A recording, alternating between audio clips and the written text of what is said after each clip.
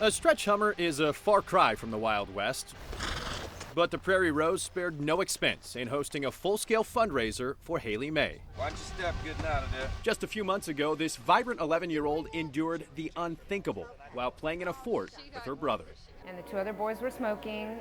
She wanted out, and one boy set her dress on fire on purpose. She'd spent 18 days in the hospital with third-degree burns covering 17% of her body. Mom Wendy hardly left her side. The family was overwhelmed emotionally and financially. A family friend offered to set up a GoFundMe account on their behalf and raise nearly $8,000. But then came another crushing blow. We had asked for money back in December because we got medical bills finally coming in, and they said it was all gone.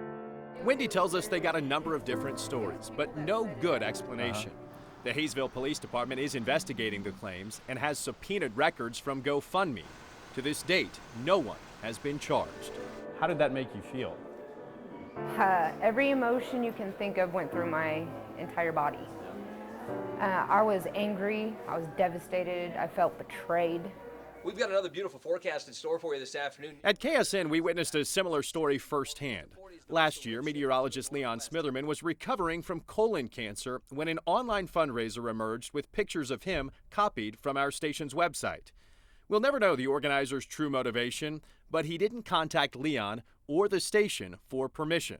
It still infuriates me that someone took my image, my story, and my battle with cancer and tried to monetize it. We reached out to GoFundMe, and that page was immediately taken down. Online, there's support groups. To be fair, the vast majority of these types of accounts are created with the best intentions.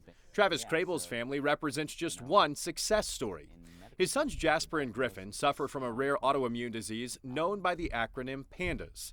The symptoms mimic the effects of autism, Tourette's syndrome, or OCD. But because it's newly discovered, many insurance companies don't pay for critical IV treatment.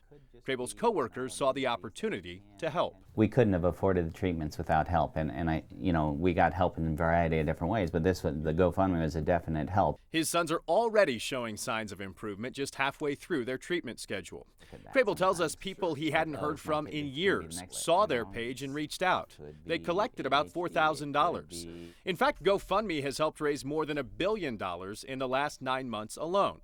We called the company to ask what they do to protect users. A spokesman tells us they use a state-of-the-art fraud engine, and less than 0.1% of their campaigns are red flagged. But as we've shown you, it's impossible to catch every bad actor, and it's become a growing concern for Attorney General Derek Schmidt. Kansans have filed more than 120 scam-related complaints with his office in 2016 alone.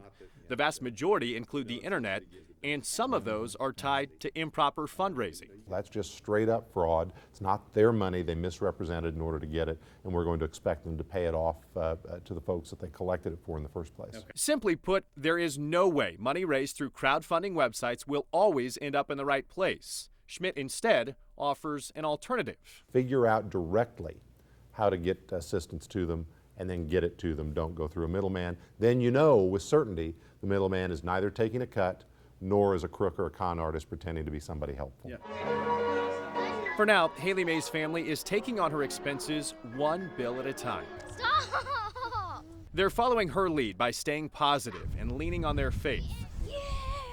But they're also offering a warning, so you don't have to deal with their kind of heartache. You better know the people or set it up yourself, because it may be a family member, but once people see dollar signs and see money, it's the root of all evil. We were out running some errands, and I said, do you want to go to the park? So we made a quick stop in here. It's a popular place for kids to be this time of year, and a win-win for parents. You gonna do your turtle thing? It's one of our mainstays. I mean, he's 4 years old. He loves to, he loves to play on the equipment, loves to swing, and a great way to get rid of some of this energy. Here in Wichita, there are 82 playgrounds available to area kids this summer. Some of them will see more than 1,000 kids a day. I wonder if it's being checked over. I we try to pick ones that look the safest for the little ones because they're all under 5. And that's what we wondered too. Turns out the city inspects each of their playgrounds at least once every couple weeks. Some of the higher traffic playgrounds, like this one here in Riverside Park, are checked a couple times a week. This stuff can come up, just out of the blue. I mean, sometimes you go to a playground and everything's just the way it was the first, just a couple weeks ago. But especially in the higher use playgrounds, from day to day, things can change. Indiana Jones style, there you go. In Wichita, each playground is looked over by a certified playground inspector who has to pass a test to know what they're looking for when it comes to your kid's safety. When we're going through the whole playground, we shake everything. We basically play on, well, we don't play on it. But not every city has that luxury. I called around to several surrounding communities, including Andover, Derby, and Augusta, to see what they do to maintain the safety of their playgrounds. They don't offer the same playground surveillance that Wichita does, but with the information we found, you can check on their playground safety yourself. Make sure they don't swing into each other. We'll share what the certified playground inspector told us so that no matter what playground you're at, you know what equipment to check for yourself to make sure it's safe. A lot of the swings they wear in between the links and stuff, we check for that. This is actually good, but they can get thin. You also want to make sure to check the swing seats for exposed metal. The metal should be coated in this rubber, but if it wears through, it could cut or pinch your child. And then, we check the bearings, make sure the bearings and stuff are not seized up or anything, or loose, any of that. Sometimes they'll slide over, there's a rivet that holds them in there and they'll slide over. Look for any of these tamper-proof fasteners that might be missing. They're tamper-proof, so someone can't just take the tools from their garage and take apart the equipment. But you still want to make sure they're all secure. And you want to check anything that moves or shows wear to make sure it's secure and can't wiggle loose or pinch, potentially injuring your child. We got these nets here. We always check these, just in case vandalism, kids cutting them. Got a start of a cut here, but there's no metal exposed, so it's still compliant. In pods here, we always got to inspect these springs for any cracks or anything, because those things do break. We've came to playgrounds, we've even got called in playgrounds on these springs broke. So we always inspect them for any cracks, anything visible, ready to break. We try to catch it before it breaks. Your kids' safety is on the mind of planners well before playgrounds like this one even come into existence. And one of the biggest issues they consider is visibility, giving parents the ability to see where their kids are on the playground at all times. Playgrounds should be a priority, yes. Keep our children safe in the public. Go to the next one. And these moms and dads say knowing that gives them peace of mind. We live in a crazy world, and it's good to definitely keep your eye on your child. So it is important. I have little ones that I have to follow around to make sure that they are being safe. There are absolutely no wrong answers. Your experience is your experience. So I want to know as much as you're comfortable sharing with us. And with that, we launched into an open and honest discussion about the social media habits of these 5 seniors.